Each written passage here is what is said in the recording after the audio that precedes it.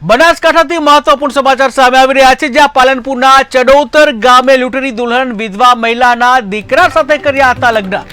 કે જ્યાં મહત્વપૂર્ણ સમાચાર સામે આવી રહ્યા છે, પાલનપુરથી પાલનપુરના ચડોતર ગામે લૂંટેલી દુલ્હન વિધવા મહિલાના દીકરા સાથે લગ્ન કર્યા હતા।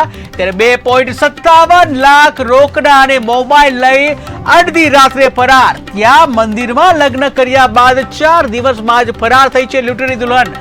ત્યારે 4 દિવસ રહ્યા બાદ પ્રેમી સાથે ફરાર થઈ ગઈ, જ્યાં છેતરાયેલી વિધવા મહિલાએ ફરિયાદ કરી છે। ત્યારે રાજીબેન નામની દુલ્હન સહિત 5 સામે ફરિયાદ નોંધાઈ છે, કે જ્યાં ગુજરાતમાં ફરી એકવાર લૂંટેરી દુલ્હન લૂંટ કરી અને ચાલી ગઈ છે। લૂંટેરી દુલ્હનનો ફરી એકવાર કિસ્સો સામે આવ્યો છે। ત્યારે પાલનપુરમાં ચડોતર ગામે લૂંટેરી દુલ્હન કે જ્યાં વિધવા મહિલાના જે દીકરા સાથે લગ્ન કર્યા હતા, ત્યારે 2.57 લાખ રોકડા અને મોબાઈલ લઈ રફુ ચક્કર થઈ ગઈ, કે જ્યાં અડધી રાત્રે જે લૂંટેરી દુલ્હન રફુ ચક્કર થઈ ગઈ હતી। ત્યારે મંદિરમાં લગ્ન કર્યા બાદ 4 દિવસમાં જ ફરાર થઈ છે લૂંટેરી દુલ્હન, કે જ્યાં 4 દિવસ રહ્યા બાદ પ્રેમી સાથે ફરાર થઈ ગઈ। ત્યારે છેતરાયેલી વિધવા મહિલાએ આખરે ફરિયાદ નોંધાવી, કે જ્યાં રાજીબેન નામની દુલ્હન સહિત 5 સામે ફરિયાદ નોંધાવી।